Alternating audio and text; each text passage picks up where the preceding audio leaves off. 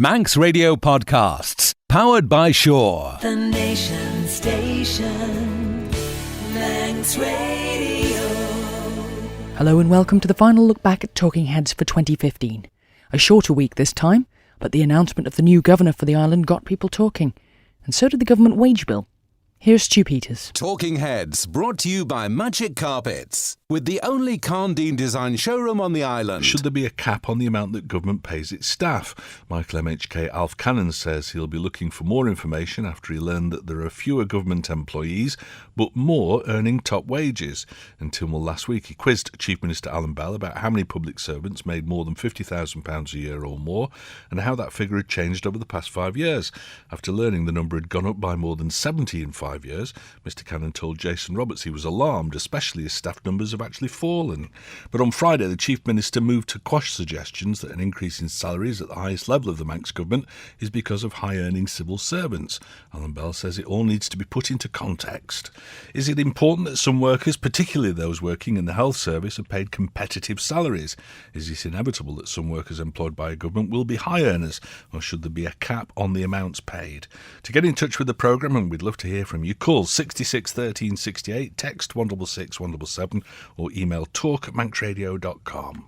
Stu, it's a standard joke in government that once you get near to retirement age, you have a great chance of being promoted to a higher grade, which results in a higher pension. My partner worked as a receptionist on the Nobles Department. Her 3 fellow workers were all graded up to managers.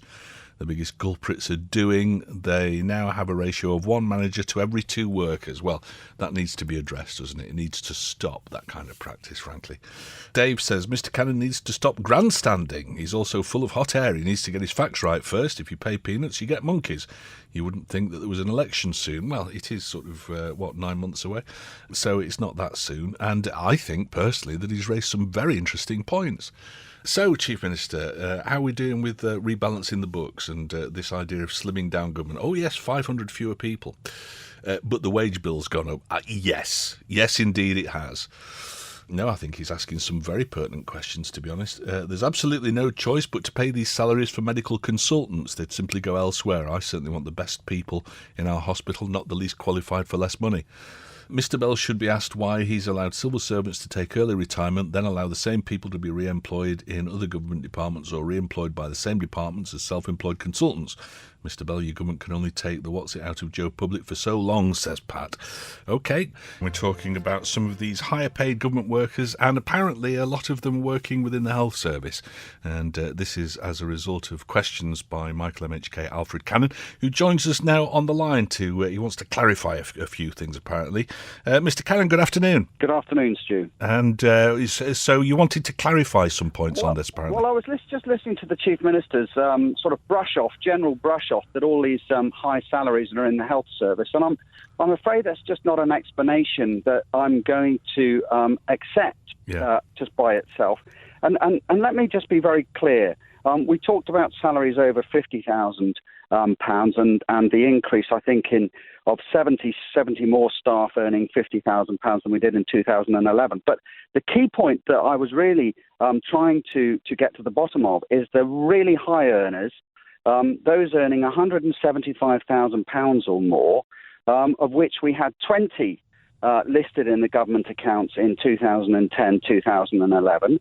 And on the 31st of March this year, the government accounts told us that we had some 45 staff employed at £175,000 or more. In other words, we've increased over the last 4 years, we've increased our staff earning £175,000 or more by 25 people. Now, if we've put 25 more people into the hospital earning £175,000, then is it any wonder that the budget is overspilling and we're spending like crazy in that particular area?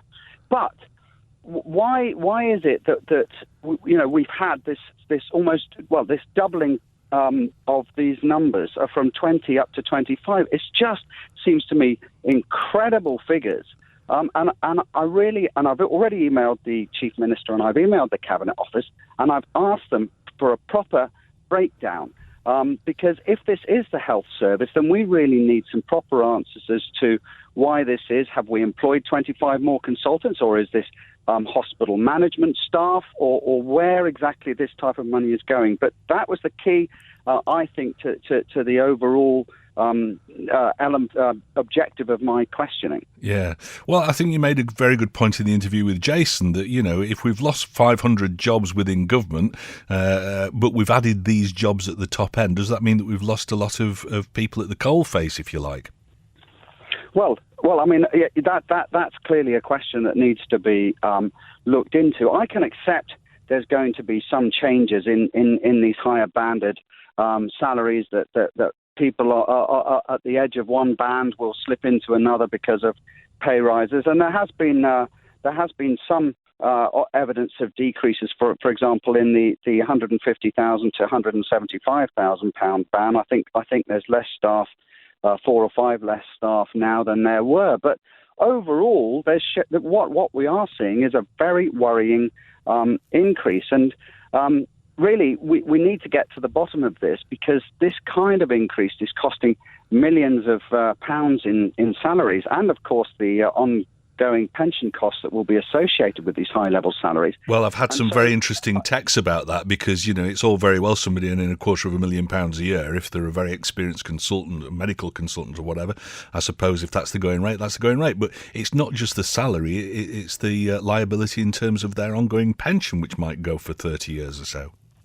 Well, quite. But my question is that, have we doubled our hospital consultants since 2010, 2011?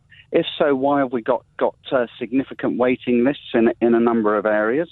But I'm just not prepared to accept, it's the health service, and leave it at that. And that's why I think it's very important now that Tynwald, that the public get a proper breakdown of where these very high salaries are. Because when you've got a situation where you are short of money, where you're asking the public to pay out more money, where I've had to come to the public, for example, as chairman of the Manx Utilities Authority, and ask for more money, we've got to be absolutely clear that we're getting proper value for money when we're paying people these types of levels of salaries. And as I say, to go from 20 staff up to 45 staff in the space of 4 years has got to be a concern. And that's why I will be pushing the Chief Minister for proper detail as to how this has happened. And if it's a hospital and hospital consultants, then fine. But we need to be asking ourselves, are we getting proper value for money in that case? All right. And another interesting point, I don't suppose you've heard the whole programme, but another interesting email came in from somebody, or text, that said that, it's quite often in the civil service that somebody's promoted within the last couple of years of service so that they get a better pension. I mean, is that something that politicians ought to be looking at? Well, I think there's moves afoot to try and resolve any issues around that. I think that if speaking just from memory now, I think there's already been a change of the rules so that people have to take the last 3 or 5 years average. But that whole issue does need proper resolution anyway. And of course, we're waiting in January for some more proposals to come forward from the Cabinet Office and the PSPA in respect of those changes. But yes, I mean, it was a silly situation, I think, for someone to be promoted and then, potentially within 6 months or 12 months retire on that level of salary. That level of pension equating to their salary. And then another comments come in about people being sort of offered early retirement and then taken back on as consultants, as freelance consultants. That's a worry as well. Well, again, the policy at the moment, government, a few years ago, that issue was sought to be addressed. I mean, there's a very firm policy in place now that should only happen in extreme circumstances. So, again, I would be surprised if that was widespread throughout government. I think there has been criticism in the past of that.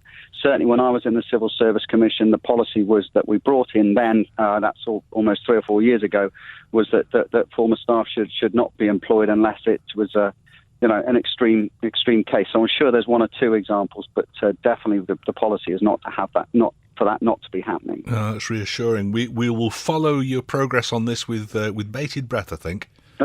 Thank you for your time, Steve. All right, thank you very much for calling, Michael MHK Alf Cannon. Some more of your comments on this. It's not what they earn when they're working, it's what they get when they retire, hence a big ballooning debt for us all. Yep, absolutely, a huge pension liability if you're earning £250,000 a year.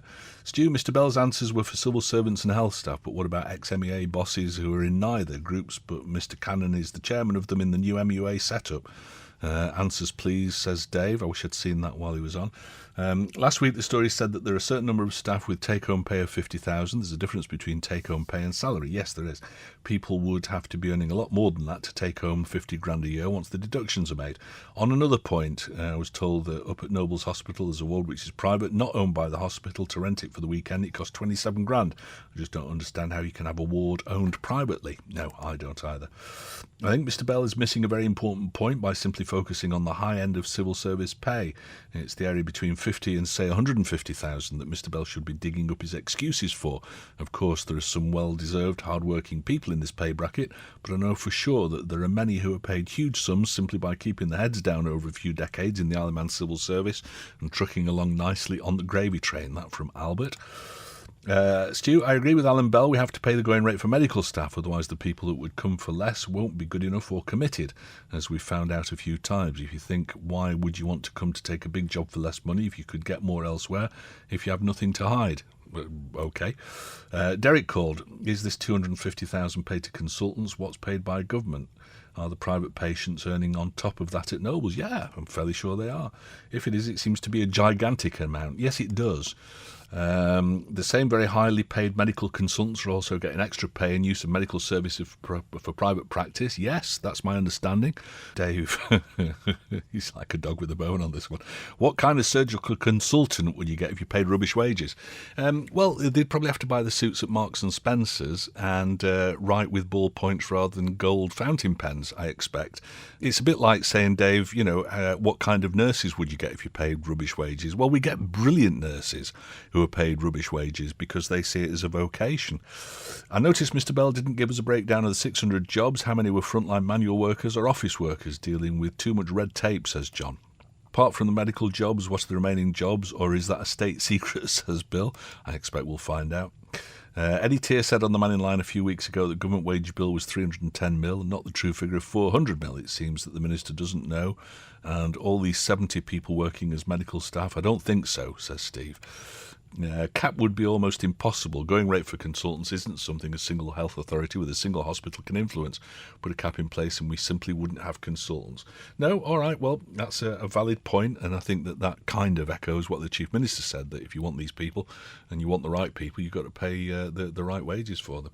It just strikes me that it's an obscene amount of money in some cases. Let's go to the lines and see what Sylvia makes of this. Hi, Sylvia. I did an operation, and I've been waiting 12 months. And when I'd waited 6 months, my family got together and said, well, ring up and ask how much it is to go private. Yes. And we'll all club together. So I did that on a Monday, and she said it would cost £2,229.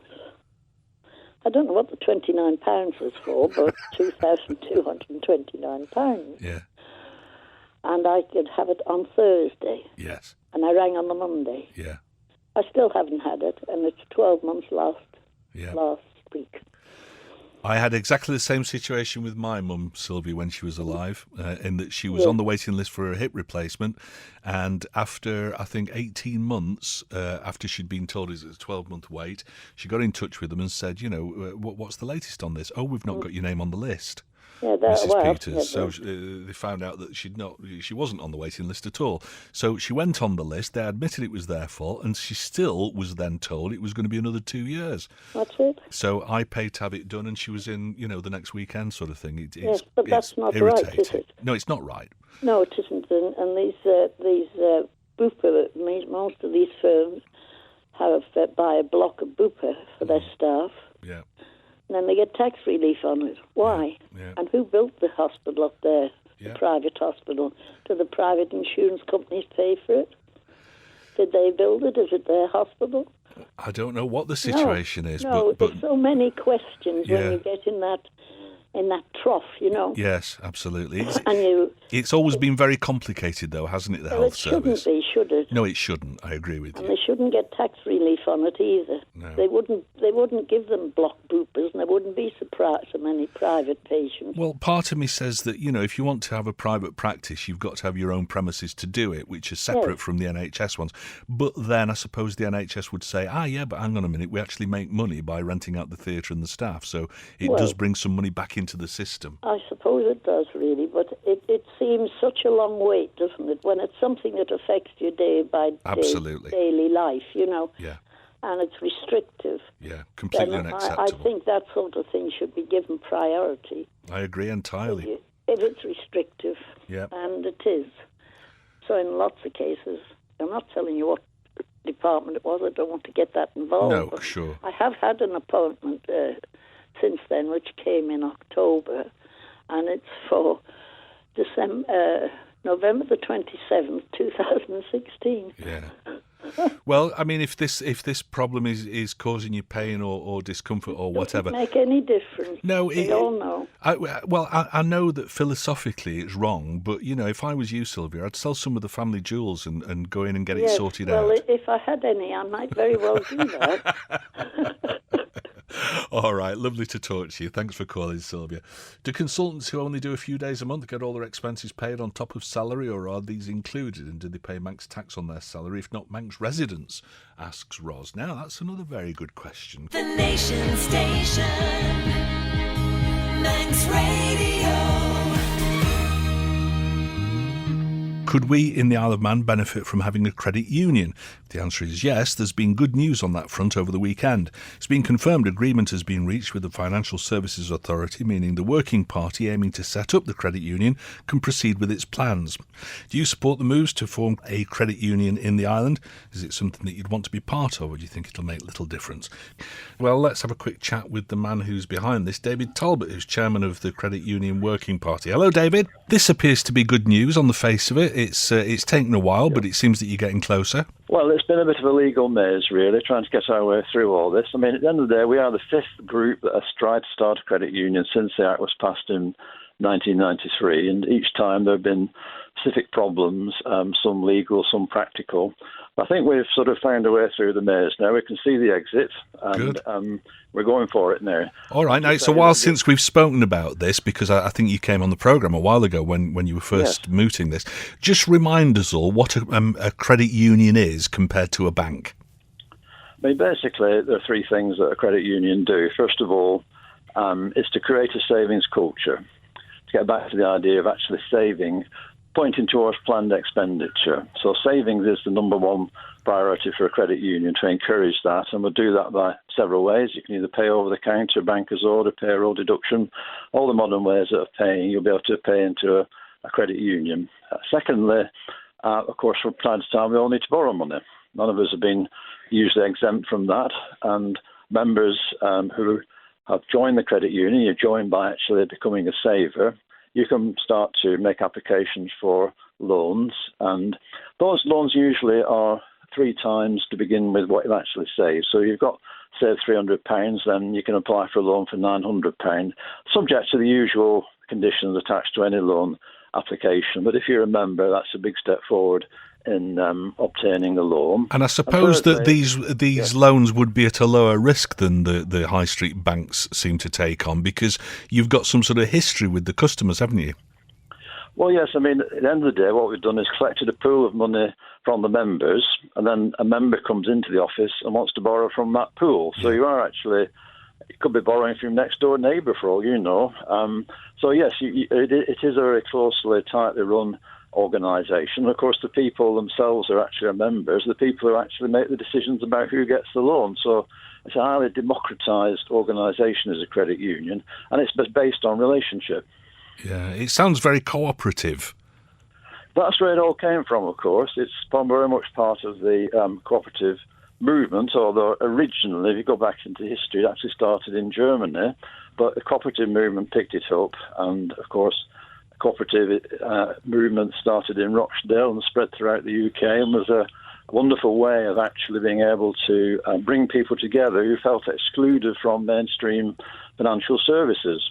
I mean, it's interesting, the history on the Isle of Man. We used to have up to 45 friendly societies going back to the 18th century. Yeah. And each town and village would actually have a way of being able to offer, shall we say, if you're actually sick, long-term sick, or if you wanted funeral expenses covering, then you could join a friendly society, you pay £1 a week, and you would have all that sort of thing covered. Interesting, it didn't cover unemployment. Right. It did actually cover the basics and looked after people. And the idea was encouraged by the state because, of course, the more people joined up to friendly societies, the less call there was on the poor fund. It's not going to be a very replacement respected. for a high street bank, this, David, is it? Oh, it'll never be that. I mean, the whole idea really is that it's encouraging people into financial services who perhaps feel excluded or even being kicked out of the mainstream of financial transaction, and we would hope to be able to capture those. But I have to say, if I look at the postcodes of the 623 people who applied to join, you'll find it's a really wide cross-section of the community, because people actually are quite attracted by the idea of it being an ethical investment Yes. into something which they're also actually helping get people. So it's got a lot of attraction for a lot of people. But you'll not be offering things like credit cards or debit cards or checkbooks or anything like that? Well, that's interesting, that, because the big city credit unions do. So if you went to Manchester, Liverpool, Peterborough, Norwich, and walked into their credit union office, you would see that, yes, you could actually apply for a mortgage. You could actually buy this, that, and the other. But for a small community like the Isle of Man, 85,000 people, you're not going to get the base probably, but who knows? You know, if it's very successful, then quite possibly in the future, and the software which we would have to use has got all that built into it, and it's modular, so you could open up various things in the future. But it's most unlikely at this stage that we'd be offering that kind of a service. Yeah. One of the attractions is that things like benefits, your pension can be paid directly into a credit union. You could have a card, and you could take that money out of an ATM machine or come into the credit union office. So lots of possibilities and usages. And of course, the CI65 report, which the government paid an awful lot of money for, if you recall in there, does in actual fact recommend that the department that deals with emergency loans and other such items should in actual fact be using a credit union. So the government had it in black and white from an independent organisation who are encouraging them to use a credit union for loan services. So you're a big step forward then with this news over the weekend. But I mean, have you got any idea when you might be able to launch now? Well, I'd love to be able to give you a date for that, but of course our concentration has been upon getting through this legal maze, and so lots of the basic things you need to set up for any organisation, office staff, equipment and so on, all of that needs to be put in place. However, we have got an office, we have got our eyes on the software that's needed, and we have got something like 125 people who actually said they'd like to work in a credit union office, so we've got plenty to go on. I have to say, part of the message that went out through social media to our 623 people who said they'd like to join did say it is conditional. In other words, we have got an agreement, but I must emphasise it is conditional on us coming forward with various points that they're looking for. And also they've got to do some work on their side as well. We'll meet together at the end of January, review progress, and hopefully I'm quite confident from our side we can meet the requirements. At the end of the day, what any regulator is looking for is certainty. Yeah. And they want everything tying down, every T crossed and I dotted, before they're happy to give the green light. All I can say is that they're now operating on a much more flexible basis. It's quite clear there's a lot of political support for this now. The messages that have been coming in have been amazing from political individuals who are encouraging us to crack on with this. So I think there's a political will, and it looks like the new boss of the FSA is very keen to move forward on this and make sure officers are actually on the ball and come forward with what they need to do on their side. Brilliant. Well, it all sounds very positive, David. I wish you very well with it in 2016. Thank you, and Stu. no doubt you'll get in touch and tell us when you've got some more news on this. Indeed, I will. Thank you very Excellent. much. Thank you very much. David Talbot, who's the chairman of the Manx Credit Union Working Party. And a comment on this about credit unions from Will.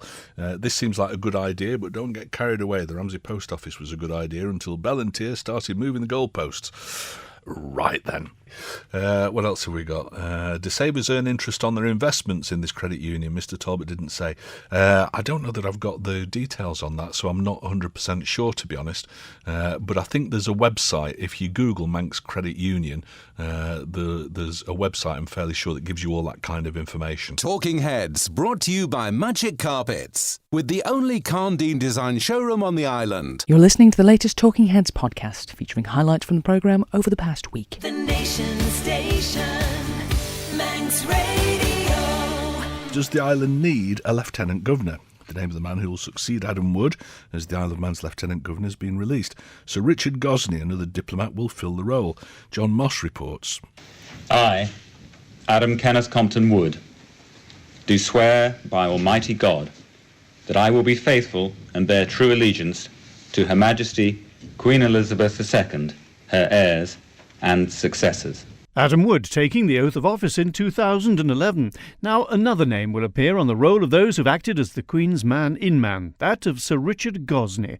Again, he's a diplomat, latterly the Governor and Commander-in-Chief of Bermuda. From 2000 to 2007, he was British Ambassador to Indonesia and then British High Commissioner to Nigeria. He's also worked in Argentina, Spain and Swaziland. Educated at Oxford, he's married to Diana. They have 2 sons. He's been here before and says he fell in love with the island when he was a visitor a few years ago.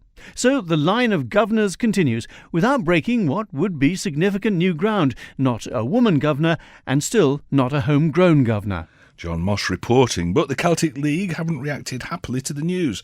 Is the position of governor an important one to cement the island's relationship with the United Kingdom, or should the island campaign to have the post abolished? Is a diplomat the right man for the job, or would someone with Manx heritage have been more acceptable? Tell us what you think. Let's go to the lines and see what Rob makes of this. Hello, Rob. I got the session governor last week at the Falklands Christmas dinner. Yeah. And I was telling him a very interesting man. He's a man of the people, and he's different from the last few governors we had who were military men.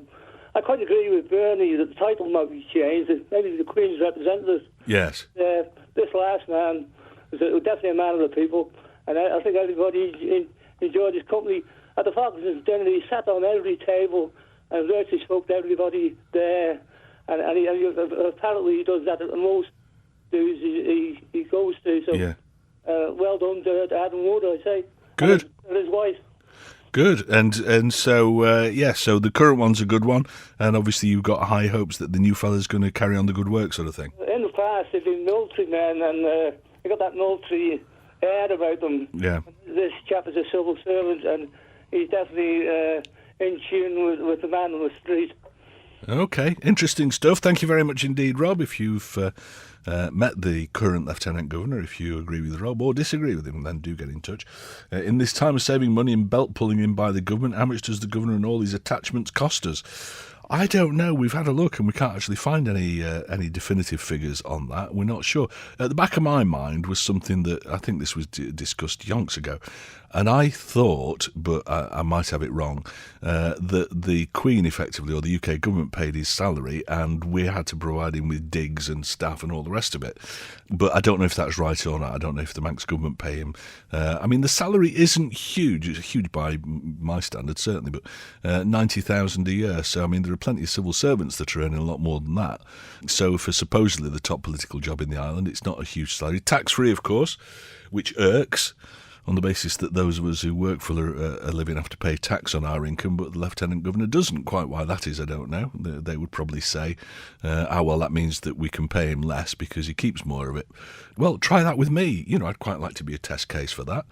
But apart from that, I don't know whether or not it's an expensive position or not for the Isle of Man. And I don't know that we've got much say in it, more to the point. Let's go to the lines. We've got James on. Hello, James. Don't believe we should have a governor. Right. It's a thing of the past. I think it's, it's like all the robes that the Lords wear, and etc., etc. We're in a different era and a different time, and more importantly, we can't afford it. If the UK picked up the tab for it, it might be different, but even so, I don't see why we should have one. But we can't afford it. We don't need it. So you think all the pomp and circumstance of this kind of thing ought to be done away with as well? The wigs and the gowns and all that nonsense? Well, yeah, I do. Yeah, I do. It's a bygone era. It all needs to go. A lot of it, even for just sitting with wigs on in court, it all needs to go. Times have changed. Yeah. And we can't afford it. So that's my feelings on the subject. All right, James, thank you very much for your call. What else have we got? If that's all Mr. Moffat has to worry about, life must be good. I'm sure there are more important things to do. There isn't anyone with this kind of diplomatic experience over here, says Dave. I could pick it up fairly quickly. I'm a quick study. Whilst I'm sure that the new man has very good credentials, do we really only merit the appointment of someone who's retired? After all the comments about civil servants retiring, then taking up consultancy work, this seems to come as rather a sick joke. Okie doke. The last thing we need is a member of the Manx elite covering up for their mates in the lodge, says Steve. Well, that might be the answer to the question, should we have a Manx governor? Don't be shy, get in touch. That's what Mary's done. Hello, Mary. I'm incandescent and I'm speechless. Incandescent and speechless? Incandescent and speechless. Well. I mean, we have telephones now. Yes. We have the internet. Yeah. Why on earth do we need, and we actually pay for him, by the way, why on earth do we need a governor? I can understand it if it's the Falklands or Gibraltar where there is some, difficulties. Yes. Why on earth are we doing this now in this day and age? Well, I suppose he's the UK government's representative here, and he's here to sort of keep his finger on the pulse of what's happening in the Isle of Man. But I thought the Department of Justice in the UK was a Michael Gove. Yeah, but they're all sort of monitoring things from a distance, aren't they? I suppose they need somebody on the ground here to... With the greatest respect, I've never seen him. Yes. That's all I have to say. You don't think we need one, then? Absolutely not. We needed one perhaps when they bought us in the 16th century and there was no telephones. Yes. Not now. No, do it all via Skype. Yeah. All right, then. Thank you very much, Mary. Incandescent with rage, Mary. Hello, Stu. No, we don't need a governor on the island, and we certainly shouldn't be paying his salary. I'm from the UK originally, but I don't agree with the position one bit. Well, I was from the UK originally, and I don't agree with the position one bit, I don't think. Once again, the taxpayer puts their hands in the pockets. Alan Bell needs to man up and speak out to get rid of the position. Well, maybe he can't, maybe he's got no say about it. If anybody's interested, freebies for MHKs, MLCs and high-earning civil servants for events at the Billa Marina cost the taxpayer £173,000 last year alone. Wow. I wonder where you get the information from. In these difficult times, why is this still allowed to happen? I'll tell you why, because they're not accountable to anyone, and that's from a department insider. Interesting. Whistleblower. We like whistleblowers. I was born here. My male forebears also born here. My mother's English. Well, that's the end of that then, Norman. As far as I'm concerned, I'm Manx and proud to be so. As a British citizen, I'm proud to be British and have served my sovereign, as have 5 generations of our family. There are only a small minority who don't recognise Her Majesty the Queen and her representatives. I always toast the Queen, Lord of Man. Mr. Moffat is well known for his nationalistic outbursts.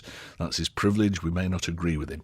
I think it's always worthwhile listening to what Bernard's got to say about things, whether you agree with him or not. Stu, I agree with Bernie. We don't need a governor. Why should we pay for one? We don't want a local one lording it over us either, says Bill. Stu, I wonder who this new governor is upset to be sent here. It's a bit of a step down looking at his previous service, says Pete. Yeah, can you imagine that? A meeting in Whitehall. Dickie, do come in, sit down, have a nice cup of tea. Now, we've got your new posting sorted out. Oh, really, sir? Where am I going to? Somewhere nice. Paris? Rome, maybe, this time of the year? Somewhere nice and warm in the Caribbean? No, Isle of Man.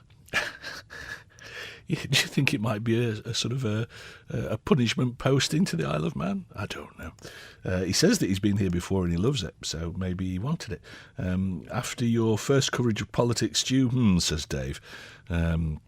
Anybody can make a mistake, Dave. I'm proud to be Manx, proud to be British, and I'm happy to have a governor on the rock. Merry Christmas, says Pete. There you go. There's a bit of balance to the conversation then. Hi, Stu. I'm Manx through and through, and I think, yes, it's good to have a governor, but he should be Manx. Does he have a work permit, says Rob. No, it doesn't need one. It's one of those exempted things, being governor. A bit like the income tax. He's exempt from paying income tax on his income here. We have a president, chief minister, why a governor, says Alex. Well, president and chief minister are part of the Manx establishment. and the governor is part of the UK establishment, and since we are a Crown dependency, he is supposedly our conduit to the UK government, I suppose, and the Crown to an extent. I heard the UK pay for him, says Dave. I'm not sure. That was the way that I understood it, but my memory is notoriously bad. I seem to remember hearing at one stage that the UK paid his salary effectively, but we had to pay the rest. We had to pay for his digs and his staff and the car and all the other stuff, which probably is a lot more than the salary, I would have thought. But I'm not sure. I can't give you a definitive answer on that. Stu, surely you can't have an insurance policy and not pay for the premiums, says Brian. Interesting analogy, I suppose, yeah. Stu, good record. Oh, Africa. Can these people who test the drains down in Africa come and have a look at Peel Road, says John W. For goodness sake, it's Christmas. Let's have some happiness instead of all this backbiting, says Pat. I'd have no programme if we didn't bite backs. But if you've got a point of view about the governor, maybe you're one of the people who thinks that the governor does a pretty good job and is an essential part of the fabric of Manx society. Then whether you agree with that or not, get in touch and tell us. See what Sue makes of it. Hello, Sue. Go on. In this day and age, we need one. Do you not? No. Oh. It's just, I tell you why, the money that's involved in keeping him over here, accommodation, everything really. It's just the cash. When we've got people on this island that are accepting food parcels, for one, from the Salvation Army, which are always busy collecting food, giving food out. And now the latest thing, we've got the student nurses collecting money, collecting groceries, again, for food parcels, for pensioners. That can't be right. Yeah, I mean, the only thing that I would say about this is that it's not a lot of money, I don't think, in the great scheme of things.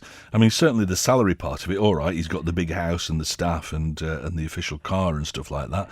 But the salary at $90,000 a year, there are plenty of civil servants earning more than that, aren't there? I don't know. I don't know what his wages are and accommodation. It just costs the island money that I think we can't afford to spend. Do you not think it's important that we've got an interface, though, with the UK government? Because we are a Crown dependency. As much as we talk about our independence, we're not fully independent, so... But do we need it now? I mean, let's look after our own. Yeah. These pensioners now, I honestly, it's so difficult for them to manage on the pension that they get.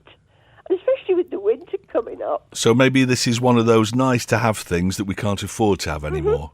Yeah. All right, Sue, thank you very much for your call. Nice to hear from you today. What else? Governor's a figurehead who does nothing of significance. Alan Bell is an ideal candidate, says Mike. We shouldn't have a governor, says Bob, but if we've got to have one, then the UK should pay the whole bill for him. Should be no cost whatsoever to the island. And with regards to wigs and gowns in court, yes, they should keep them. If you look at courtrooms, particularly in America, you don't know who anyone is. Well, the judge is the one that sits behind the big desk, isn't he? At least with the wigs and gowns, you've got an idea of who's who, otherwise you wouldn't have a clue. I think it's a very old-fashioned thing, all those wigs and gowns and things. I think it's a load of tosh and nonsense to make people feel important, but obviously you disagree with that. Let's go to the lines. Harry's on. Hello, Harry. I expected the Celtic League to get involved because I thought Bernie would have a comment about it, but it's just, I mean, people need to go up to the governor's house and just see what sort of lifestyle he's living there, really. Yeah. I mean, I've no idea who's paying for it or how much it costs, but the amount of servants and gardeners and different things that's up there operating, there must be somebody's paying such a huge salary up there for them, you know. Yeah. But it's just this. One thing that bothers me, Stu, and always has this Crown dependency. It implicates it intrinsically says that you're a dependent on the Crown. Yes. Why are we dependent on the Crown? Why are we just dependent on aristocrats? And we don't need to be. Why can't we just follow our own legs? That's a whole different debate, though, isn't it? And there have been lots of calls over the years that I can remember where people say we ought to go fully independent, we ought to cut all ties with the UK. It strikes me that whenever you talk to politicians about that, and even ones who are fiercely nationalistic, and you say, well, wouldn't it be better if we were completely independent? And I think they generally, I don't want to put words in their mouth, they generally concede, no, actually, we're better off as a Crown dependency than as a completely independent state. It's been the same way over here, see, all along, that they're just scared of change. They seem to want to be slaves and servitude all the time. Do you think? They don't want to just take the risk and say, right, we're going our way. Yeah. We'll crack on. If it doesn't work, it doesn't work. But, but hang on a second, Harry. To say that if it doesn't work, it doesn't work. So what happens then? There's no safety net. If you go independent, then there's no sort of phoning them up and saying, actually, we made a mistake. Can we come back into the fold? You're goosed then, surely. Do you not think that we've got enough people here with brains that could run the place? It's not a huge place like USA. There's a big Tiny question. little island. There's a very leading question, Harry. Do I think we've got enough brains here to run the place? Well, that's what I've questioned all the time when I've been down to government and seen them debating down there. Yeah. I question whether they're worthy of running an island where they are. All right. Some good points, Harry. Thank you very much for calling. Stu, I missed the start of the programme. What does the Governor's working week consist of? Any ideas, says Charles? Well, I would think it involves a lot of drinking tea and eating cake and stuff and shaking hands. I expect that, I'm being frivolous about it. I'm sure that there are more important parts of the job. But it's one of those things that, maybe we would only realise the value of having a Lieutenant Governor here if things went horribly wrong and we saw what he was able to do to try and sort that situation out. And it's not particularly unusual.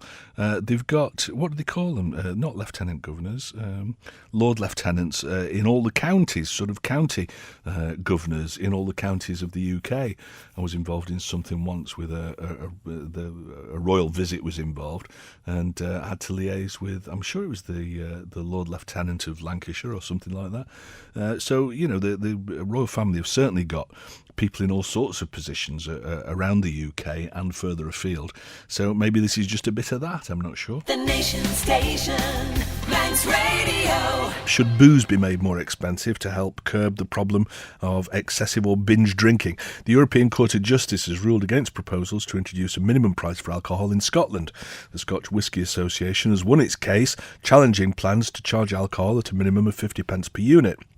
Should alcohol be more expensive than it is at the moment? Is increasing the tax on it the right move?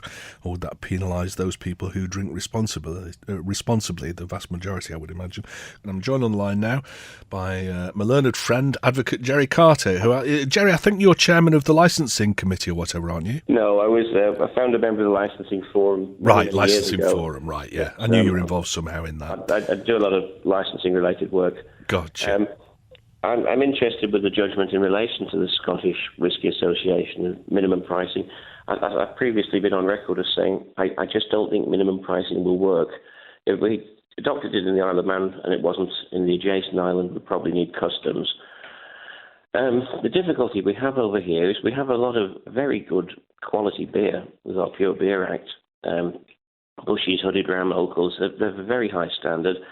And we have some very nice pubs which are family friendly and that, but it's just physically impossible for a good landlord to sell alcohol at the same price as you can get it at home. Sure, yeah. And I don't know what the solution is, but perhaps we should be more of an effort to make the pub more of a centre of the community like it used to be. Maybe look at some concessions for on licences rather than off licences. We should be respectful, I think, of the very high quality of produce we have over here. Yeah. And it would just be nice to see people coming out without preloading, without getting themselves drunk before they come out. Yeah, I mean, I take what you're saying, Jerry, but wouldn't that militate against people who, in the old days, the fellas used to go out and get completely legless and leave the wives at home to look after the children. Wouldn't it return us to those kind of days? Isn't it better somehow for people to buy a few tinnies or a bottle or whatever and drink it at home with the family rather than having to go out? Well, when people are at home drinking, they're not under any control. If they're in a hostelry, there's a highly trained and experienced and qualified licensee in charge of them. They're in an environment that is smoke-free. They can smoke what they like at home in front of their kids and drink what they like in front of their kids. And wouldn't it be better if people are drinking in a more controlled environment rather than unrestrained at home?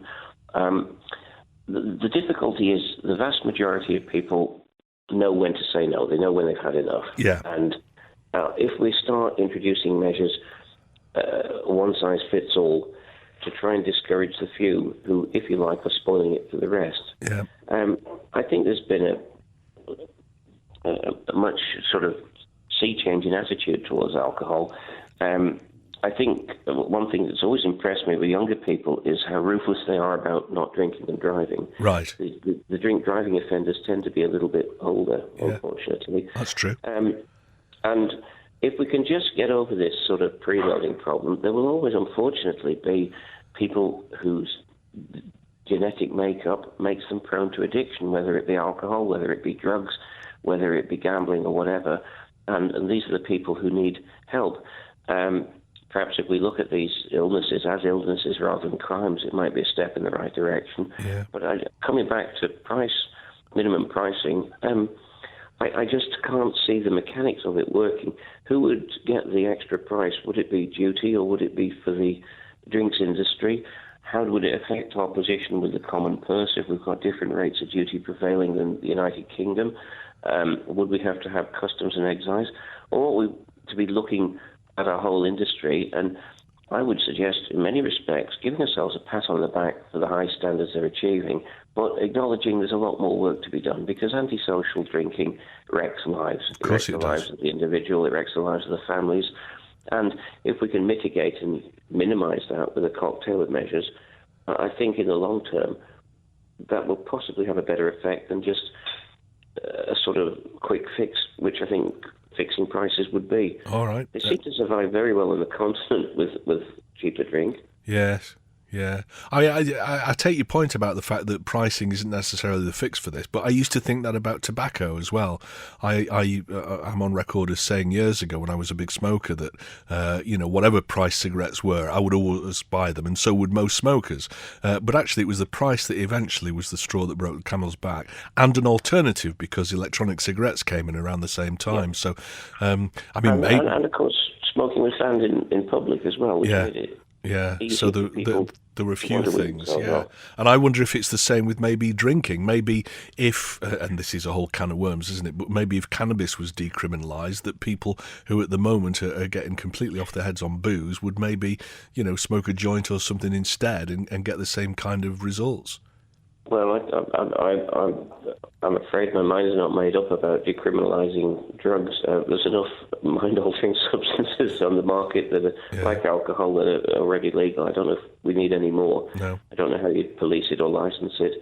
But certainly in terms of alcohol, I think the industry, and despite your comments, nobody that I know of in the industry likes to see people end up with drink-related problems. Sure. But we're dealing with human beings, and frankly, if you've got a lot of very drunk people in your pub, it drives away the good business. Nobody really wants that. All right, good points there, Jerry. Thank you very much indeed. That's Advocate Jerry Carter. Supermarkets put great importance on getting an alcohol licence. Money spinner selling cheap booze. Used to be that if you wanted booze, you'd go to your local pub. A sad sign of the times. The young today don't drink to be social. They have to get hammered. Well, that's the appearance of it for me, but I'm an old fella, so maybe it was always the case. I don't know. Talking Heads, brought to you by Magic Carpets, with the only Carndine design showroom on the island. That's it for the final look back at Talking Heads for 2015. Our thanks as ever to everyone who contributed to the programme throughout the year. If you'd like to get involved in the discussion again in January, you can call, text or email between midday and 2 p.m. on weekdays, or share your thoughts at any time on the Facebook page, Talking Heads with Stu Peters. You can listen back to each day's programme in full using the on-demand section of manxradio.com, and the website's also where you'll find an update of what's been discussed each day. You can also keep up to date with that information by liking the Facebook page or following Stu Manx on Twitter. And if there's anything you think we should be discussing on the programme, let us know by emailing talk@manxradio.com. But that's it for now, so until next time, goodbye. Don't sit in the slow lane. Join the fast lane right now with Shaw's all-new Superfast Plus broadband. Enjoy more bandwidth, amazing speeds and the best value on the island from just £23.95 per month. So don't be left behind. Get a piece of the high-speed action with Superfast Plus broadband from Shaw. For details, visit our stores in Douglas, Ramsey and Port Erin or click shaw.com. Love being Shaw. Terms and conditions apply.